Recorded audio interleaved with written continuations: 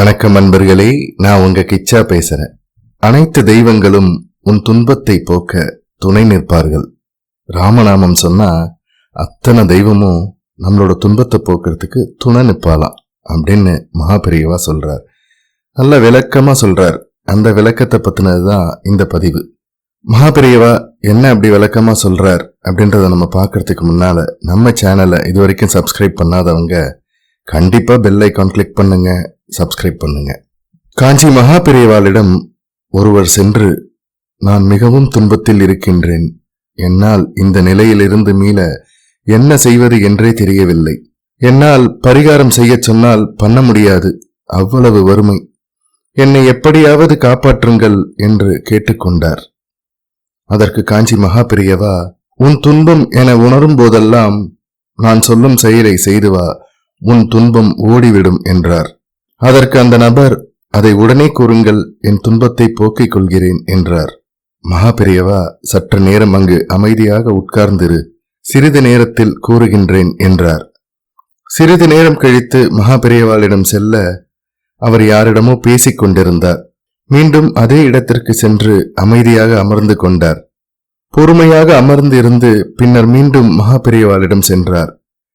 இப்போது உன் துன்பம் பறந்தோட என்ன செய்வது என்று நான் சொல்கிறேன் என்றார். மகாபெரியவா, இவ்வளவு நேரம் என்ன செய்து கொண்டிருந்தாய் என்று கேட்டார் மகாபெரியவா. அதற்கு அந்த பக்தர், ராம ராம என மனதிற்குள் சொல்லிக் கொண்டிருந்தேன் என்றார். உன் மனம் சங்கடப்படும் போதெல்லாம் அதே போல் பொறுமையாக அமர்ந்து ராமா ராமா ராமா என்ற மந்திரத்தை சொல்லிக்கொண்டே இரு. அப்படி சொன்னால் அந்த இடத்திற்கு ஆஞ்சநேயர் வந்து விடுவார். ராமா என்று அழைத்தால் அந்த இடத்திற்கு சீதா தேவி வந்து விடுவார். ராமா ராமா என பூஜித்தால் ராமரை பூஜிக்கும் பரமேஸ்வரன் அந்த இடத்திற்கு வந்து விடுவார். ஈசன் வந்து விட்டால் அங்கு அம்பாள் வந்து விடுவார். சிவனும் அம்பாளும் இருக்கும் இடத்திற்கு விநாயகரும் முருகரும் வந்து விடுவார்கள். பிள்ளையார் முருகன் வந்து விட்டால் அங்கு லட்சுமி கடாட்சம் வந்துவிடும்.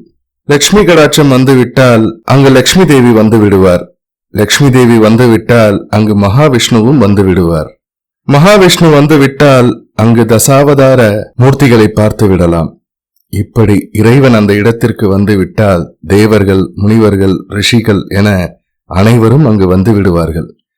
இதனால் ராமநாமத்தை சொன்னால் அந்த இடத்திற்கு அனைத்து தெய்வங்களும் வந்துவிடும். அதனால் இவ்வளவு நேரம் பொறுமையாக அமர்ந்திருந்தது போல் அமர்ந்து ராமநாமத்தை கூறி வந்தால் அனைத்து தெய்வங்களும் உன் துன்பத்தை போக்க துணை நிற்பார்கள். மகாபெரியவாளின் திருவாக்கினால் ராமநாமத்திற்கு இவ்வளவு மகிமை உண்டு என்று அறிந்த நாமும் ராமநாமத்தை தினந்தோறும் ஒரு 5 நிமிடமிடம் கூறி வாழ்வில் அனைத்து வகை செல்வங்களையும் வளங்களையும் பெறுவோம். ராமா ராமா ராமா, ஜெய ஜெய சங்கர, ஹர ஹர சங்கர. இந்த பதிவு உங்களுக்கு பிடிச்சிருந்தா லைக் பண்ணுங்க, ஷேர் பண்ணுங்க, கமெண்ட் பண்ணுங்க. மறக்காம பெல் ஐகான் கிளிக் பண்ணுங்க, சப்ஸ்கிரைப் பண்ணுங்க. நன்றி அன்பர்களே.